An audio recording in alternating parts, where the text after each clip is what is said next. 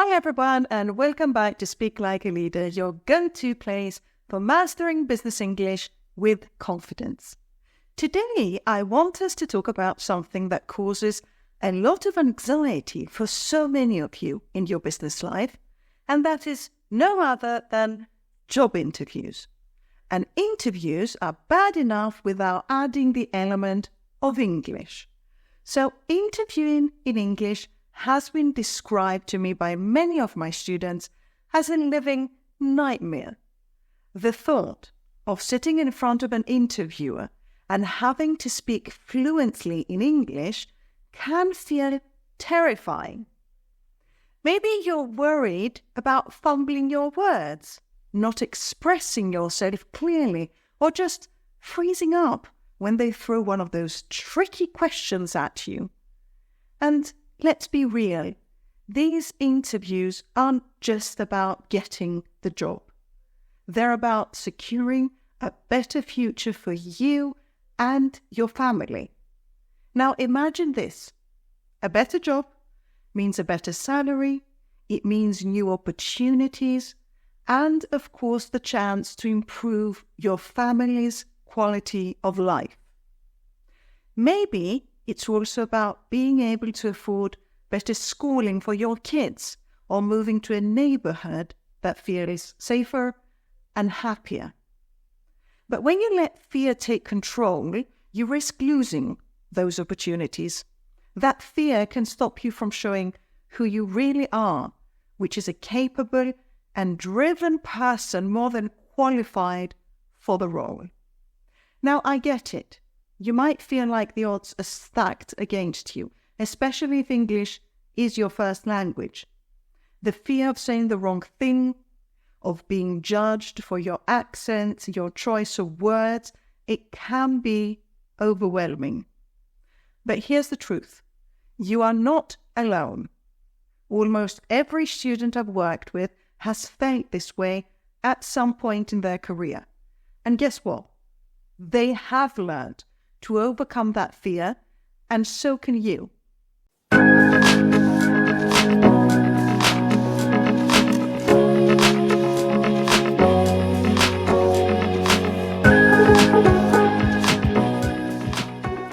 Today, I'm going to help you break through that fear so you can walk into any interview with confidence, no matter what questions they throw at you. In the first 2 videos of this interview series, we worked on how to describe yourself and talk about your work experience.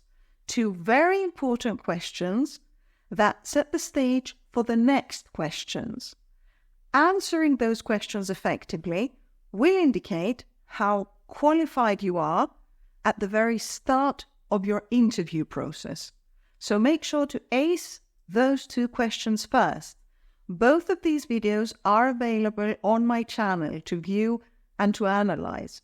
So feel free to subscribe to this channel to prepare for the most important interview questions. Okay, now today we will be focusing on the more advanced section of the interview process, where interviewers start asking you behavioral questions or situational questions, as some define them. A behavioral question is a specific type of question that interviewers use to assess how you've handled situations in the past and how you might handle them in the future.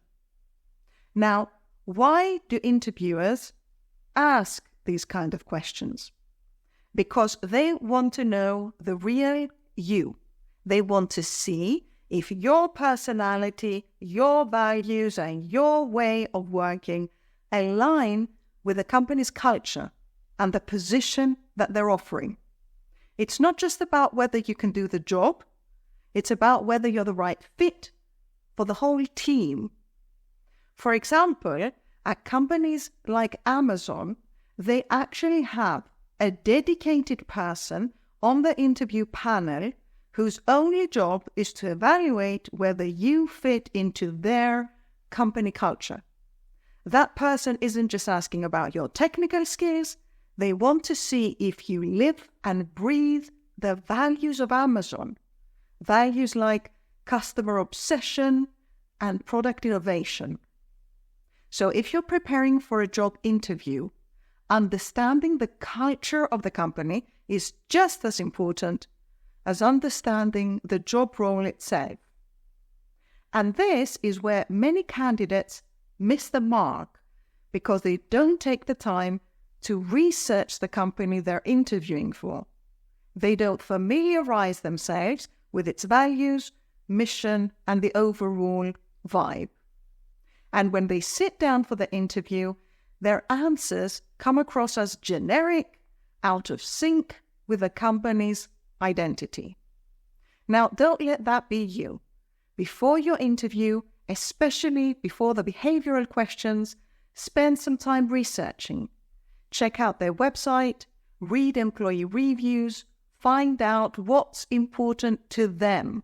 Trust me, this is what is going to set you apart from the rest of the people competing for the same position. Now let's dive deeper into behavioral questions. What exactly are they? Well, they usually start with phrases like, tell me about the time when, or give me an example of. These questions are designed to make you reflect on specific experiences from your past. And this is where your preparation becomes crucial.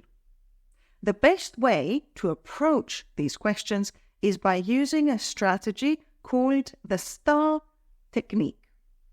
This method helps you structure your answers in a clear, concise, and very powerful way. Let's break it down. STAR are initials that stand for situation, task, action, result. In the first part, the situation, you need to set the context by describing the situation or challenge that you faced. In the task, you explain what your specific role or responsibility was in that situation. In the action, you walk the interviewer through the actions you took to address this challenge. And in the result, you finish by highlighting the outcome or results of your actions, suggesting what you achieved or what you learned. Now, this framework keeps you organized and ensures you hit all the key points interviewers are looking for. Let's put it into practice with a couple of examples. Now, I want you to imagine that you're in an interview right now, and the interview asks you the following question. Tell me about a time you had a conflict within your team. Now, using the STAR technique, here's a strong way you could respond to this question. Of course, why don't I take you through a situation that happened at my last job? We were working on a project with a tight deadline. My role was to oversee the team and ensure we hit our milestones. However, 2 team members had a disagreement over how we should approach a key task, and it started affecting the project's progress. I recognized that the conflict was escalating, so I called for a meeting where each person could voice their concerns. I mediated the discussion, helping both parties understand each other's perspectives. By the end of the meeting, we found a compromise and realigned our goals, which allowed us to finish the project on time and even exceed our clients' expectations. Notice how in this answer, I'm not just telling a story.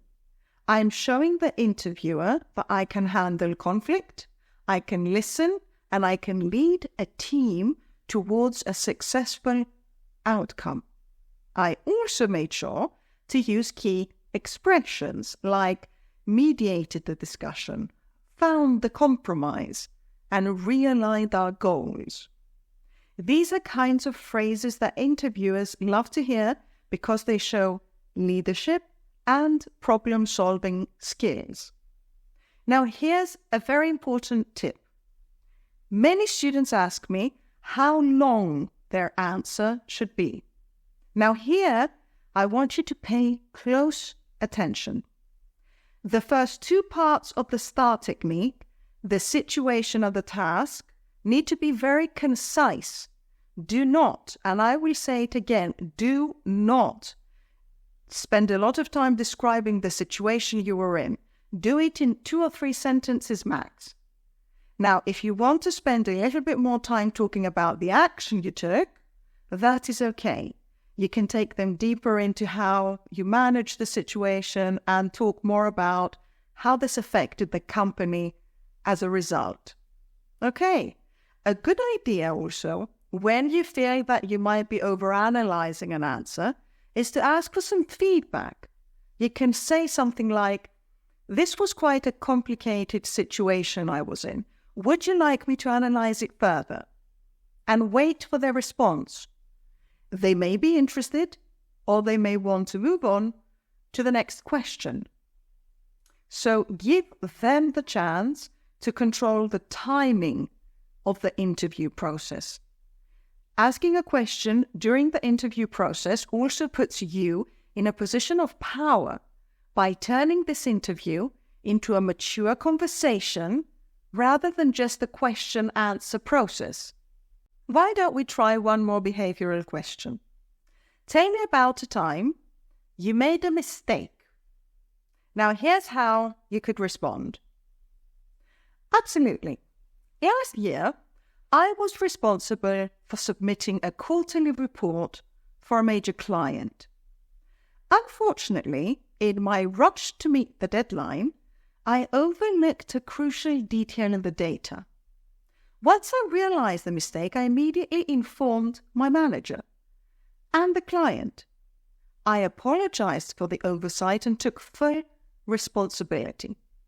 Then I worked late to correct the error and made sure all future reports went through a stricter review process before submission. The client appreciated my honesty and quick action, and we maintained a strong relationship going forward.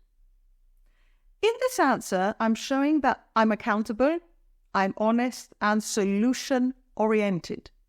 Notice the key expressions like took full responsibility, corrected the error, and implemented a stricter review process. These expressions highlight that I didn't just fix the mistake, I learned from it and I improved it, and I also maintained good relationships with key stakeholders. So, my friends, the key takeaways are the following. Structure your answers using the STAR technique to confidently tackle those behavioral questions. Whether you're handling conflict, making decisions, or owing up to mistakes, STAR will help your story in a way that leaves a lasting impression. Remember, interviewers want to see your personality. They want to know if you are the right fit for their team. So don't be afraid to show them who you truly are. Mastering these interview skills could make the difference between getting that dream job or missing on an amazing opportunity. So take the time to prepare, practice using STAR, and walk into that interview with the confidence of a leader. Thank you for watching Speak Like a Leader. If you found this helpful, give it a thumbs up, share it with someone who needs it, and hit the subscribe button so you don't miss out on more powerful tips for business English success. Until next time, keep on learning and good luck with your next interview.